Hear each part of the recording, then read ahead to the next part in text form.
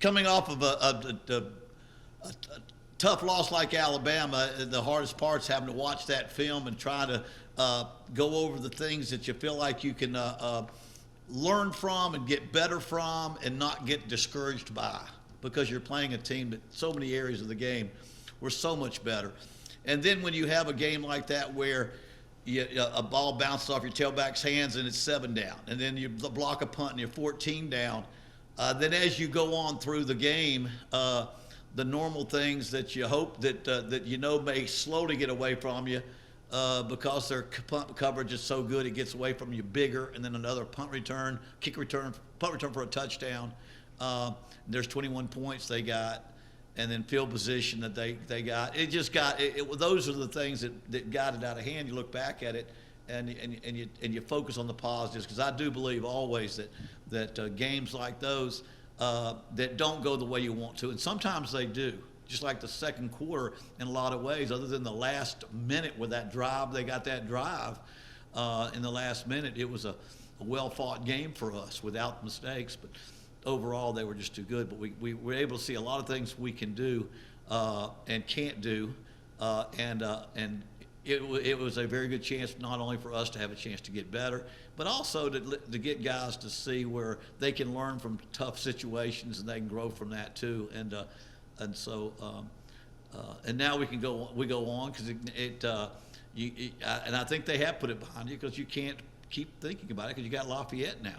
So that game's behind us. We played as well as we could. It wasn't good enough that day, and now we've got Lafayette, and Lafayette does begin our conference play.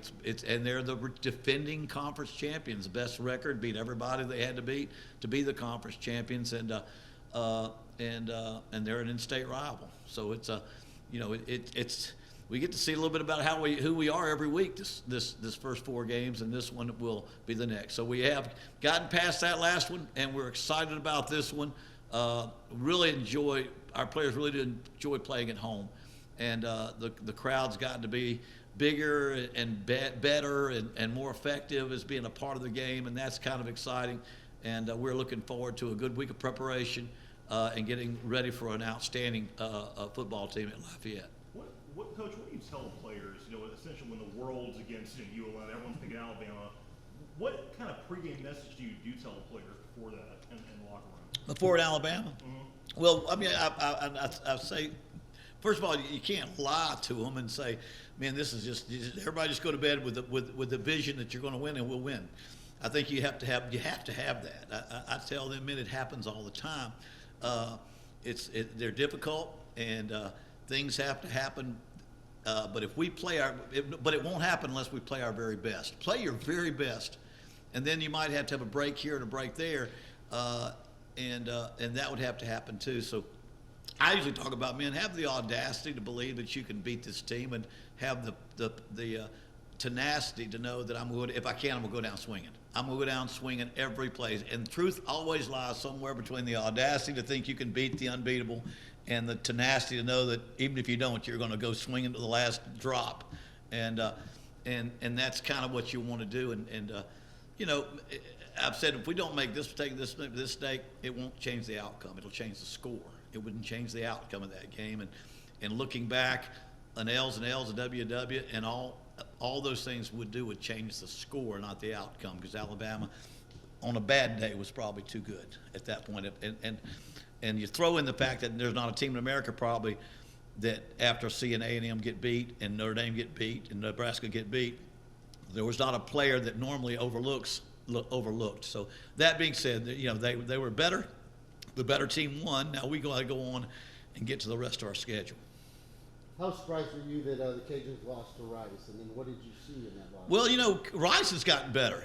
Rice is a team that a coach comes in there and does some right things, kind of like SMU has been down a lot. Get the right guy in there, all of a sudden SMU can't be beat. Tulane's having a heck of a success. All these teams that have academics, when I talk about those three, their academics are so high that, boy, it takes a special guy to find that mix of recruiting to match all that together. And you see a guy doing it at Tulane, you see SMU, you see Rice with their academics, and so they're a pretty good football team. Some of the teams they have been in the past, and so no, I thought I wasn't so much thinking it was a lesser team at Lafayette than a better team at Rice that played against them that way. So, but I think all of us, we play teams at different levels on our schedule, and we all play. You wish we played our best every week as well, and you don't always play your best every week. But I think Rice, I think credit would go in that game, not so much, well, boy, Lafayette's not what they were. Rice is a little better than what they were, and they kind of showed it. Now, Eastern Michigan, I am part of the MAC conference. They were picked preseason favorites in the conference, and I want to say they won a big game in their other game. I kind of watched those scores. I know those teams and those coaches so well. They were picked, I think, as favorites in that conference, and that's a pretty good conference. And they beat Eastern Michigan pretty thumped them pretty good, So I kind of combine all that together. Southeast is kind of like Nichols. They're both outstanding teams that you better be ready to go. But they knocked off one of the better teams in the MAC and played probably a very improved. But Lafayette has earned its own. They've earned their respect by what they've done on their own. They don't have to beat somebody to show what they have been doing lately. That being said, Coach, you've been doing this for a while. Having Texas and Alabama and ULL this early in the schedule, is this one of the toughest starts of the schedule you've seen in your career? Well, for where we are in our program, we faced about everything we can possibly face. I mean, thank goodness, Army. It's our full non-conference schedule wasn't the first 4 games, and Lafayette after that, or we'd have got probably the best option team, wishbone team in the country as well. We'll get those guys later, but the entire. As I looked at this season and what it would take from a coaching standpoint, I said we really have to manage the morale of our football team this year. The morale is going to be very important. How do we go against these teams and face a difficult day and come out of that game without having a little bit of your confidence removed, a confidence shaken, and you have to be able to do that. So I think my job is to be the morale coach. I've got coaches that coaches the X and O's. My job right now is to be the morale coach and to understand how all this can fit together. It won't fit together any more than Marshall has to ask why they lost to Bowling Green after beating Notre Dame, and that doesn't take away from their great win. But you've got to be a morale coach in a schedule like ours to make sure that as you progress with your team and get better and better, that you don't lose the belief that you're getting better and the belief that you can beat some teams. And it's a long season. I said this last week that this conference will not be decided in September. It'll be decided in November. And as you look at the schedule and you think of how many of this you got to have and who you might have to do that, it comes down to the very last game to answer those questions for us, So we got to go out there and get our morale back, which I think we already do. Have a great week of practice. Tuesday and Wednesdays are our work days. Tough man Tuesday, working Wednesday, we call them. And those are days you got to put in full load and get a lot done. And then get down to what we call Thoughtful Thursday, where you think about the game plan, you think about what execution, and you get ready for Goal Friday. And that's it. And that's the week that we got ahead of us. Going off of morale, following Stacey Wilkins' arrest on Sunday, what's the status of the team? Stacey got an altercation with his fiance. They've been together. They have a child together. They've been together. They live at her parents with her, and they got into an altercation of some type in the car when they got back, and she ends up went to the police and filed a report, and battery is touching someone is battery. I don't have any idea the degree into which the altercation transpired. We immediately would have suspended him from the football team in regard to practice, activities, and games until that's resolved. And then in respect out of her and him, because they are a couple, let the judicial system take care of that. But as far as us, we've told him, really, you've got some things you better deal with. And deal with it, because that's the mother of your child and the relationship that y'all have. And we'll focus on football, and you take care of that business and get yourself straightened out. But it was pretty quickly when someone has something like that happen, and there's a judicial hearing to be held 30 days or whatever. We just going to not let him participate in our activities or games until our university and our administration and us, although nobody's told me. I'm sure that's probably what they would want us to do. I just found out he didn't get out till last. His phone got misplaced and he couldn't get Cash Apped any money, so he got to spend some time, thinking about everything, So just now getting out. So hopefully that will be resolved in a positive way for those two. But I tell my players, you suffer the consequences of your actions, no matter what they are. And I don't want to go too much into that again because I don't know the total things, the total occurrence of how it happened, other than it was an altercation between those two. New first-year head coach, obviously, Discernment was very familiar with the Cajuns program. Do you notice a difference with him as the head coach? Who's that? Their head coach, Discernment. Is it any different than what they were? No, he's been there a while. He's been around the program. He understands what he wants to do. I couldn't, anything that would be different would probably inner office type of procedures and things like that. He's had a winning program. He's been a part of winning programs. He's going to run his program like winning programs. I found that when I first started, I emulated and I use the word copied. I didn't try to be my own man too much. I wanted to be the man that somebody, I would hope that Billy had a lot of influence on the way they do things there. They were successful. But I know he's been around successful programs, and they usually make good head coaches when they work their way up. They've been around successful programs, and they don't mess up something that's a good thing. A lot of times you get a coach from somewhere way out somewhere else, and the first thing they do is change everything. They want my way of this, and then they mess things up and have to go backwards before they go forward. So unfortunately, we'll get a guy that knows exactly what they did well, and I'm sure he'll want to continue doing exactly what they do well. I can't remember if we discussed this last week, but what's our relationship like with you and Nick Saban, essentially two of the most famous last names in college football coming together? Yeah, I mean, I'm vicariously famous, and he's famous on his own. Nick and he was a high school guy my dad recruited. He lived about 30 miles away, and he was part of a quarterback on a high school that in those days, because two of the players my dad signed at West Virginia, my dad recruited him. My dad was a offensive coordinator, not my head coach. But I knew the other two players well. I heard all about him. Then when my dad left, he got on the next staff, and I was running back, probably running against his secondary scout team. And then I became a graduate assistant, and I did a lot of getting into traveling for him. I got to see what a hardworking person. He was probably in his late 20s at that time, and.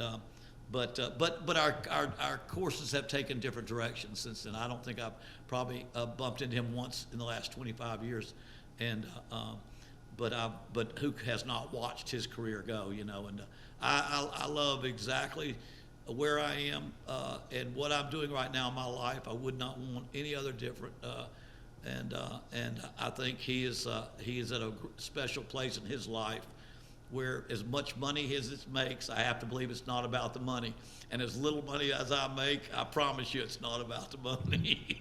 And so it's, but as far as now, we're not, he probably was closer to my father because my dad recruited him and knew his father and his family than he has been to me. He was always a very strict, matter-of-fact, business-like coach when I was a player. And he's one of those guys you just want to please every time you go do something. So, he was very cordial to kneel on the ball, I think, and then that was respectful. I was kidding around. I've been doing this a long time, and there's certain things, certain milestones that in a game, you can say what it is. 50 is the first one, 60 is the second one, and 70 you just don't dream about, and you're wondering, I don't think. And I put 70 on a couple, not wanting to. But anyway, you have to sit back in awe when you think about the things that Nick Saban has been able to do at Alabama. You play him, and then I saw a video of him explaining punt returns, and who didn't think he still got it? I mean, he was a punt return coach all his life, and there's a reason they're good. He makes sure they're good in every phase of their game. What concerns you the most about the Cajuns? They're just their talent level. Their talent level, 90% of the time, and I said 99, best talent wins. If coaches don't mess it up, the team with the best football players wins, and they've had the best football players in the conference. I don't know that we're there yet. Now, are we close enough? Because I thought we beat some teams that were better than us last year. And we lost to a couple teams who were about the same as us. So, but I think the thing that where it concerns me the most that their talent level is still at a level that's beyond. Therefore, you've got to you got to play a little bit above. They got to play a little bit below. And I have no idea completely yet, just with the day that I've had to view things. But I do know I haven't played them last year and have followed their program. And I coached against them twice when I was at Akron under Coach Mark Hudspeth was the head coach. I coached against them twice there. And I coached against Lafayette, I believe, once when I was at, maybe that was just La Tech and ULM I coached against when I was at Auburn. But the talent level is the most thing that I've got. And when you win like they win, you don't just go to bed and visualize yourself winning. You have won a lot, and you know that you are confident that you can do it. So we're going through that phase, and and that's the talent levels. For one thing, you can't outcoach that, on most days. Going off the talent level, Tristan Driggers has been exceptional for your secondary. How impressed are you with him since transfer? Well, we loved him when he played in junior college when we recruited him. But it was mostly because he just liked to hit people. He loved to hit people. And he's going to be a good football player because he runs pretty good. He's got good football IQ, but mostly because, man, he's a hitter. He likes to tackle. Well, in reality, if you like to tackle, that means you're trying to get close to the football. And when you're close to the football, you're going to intercept footballs. So the byproduct of liking to hit people and liking to make tackles is being close enough to that receiver when it goes to somebody and the ball's errant or not perfectly thrown, you're going to be there. And that's why he's there. He's often in the wrong position. He's sometimes where he shouldn't be, but he's always there in a hurry, and he's there with intention. But he's got instincts and he likes to get to the ball. And I think those two are going to lead to good things, whether it be the number of tackles that you have or the number of interceptions. So he's got a good knack for it. And but he's a pretty talented kid. I don't know if we told you a couple of weeks ago, we were having our kicker shows me how far he can kick, and then he walked out there without a warm up and kicked a 60-yard field goal without practicing it. But he had done that in high school or junior college. He had done it before, and I think all the team didn't know that. But he didn't warm up.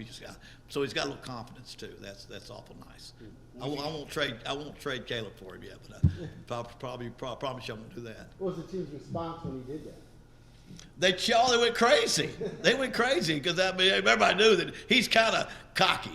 Cocky. Anybody will stand in front of the team and walk off the defensive side of the ball and go line up and kick a field goal, and then act like he can make it. They're thinking, this kid, this guy, and then of course they're hoping. Then he goes and makes it and blows their mind, And I think they had a couple of guys that had to run gassers at the end because they were in trouble. Some of his buddies. And he said if he could make it, they wouldn't have to run, so they went kind of crazy on that. I'm really glad that we were able to bring Tristan. He's done a real good job. His talent exceeds his follicles. His mother would probably not like that. Yeah, I think he's losing his hair a little bit, old Tristan. Shave it off. Well, he'll be there quickly, I'm pretty sure.